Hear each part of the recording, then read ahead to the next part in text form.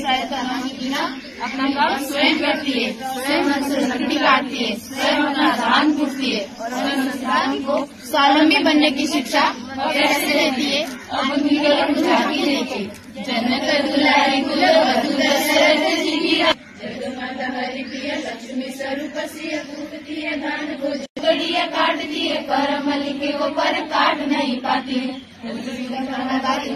कुमारी को पर जीवन का बोझ वो उठाती है, अर्धांगिनी रघुवीर की वो धरती भरती है, नीर नीर नैन में लगाती है। ऐसी सीता माता की परीक्षा लेते चक्रों में वो पीसती है, चक्की स्वाभिमान को बसाती है, पालती है बच्चों को वो कर्मी और पीढ़ी की बाती सफल बनाती है।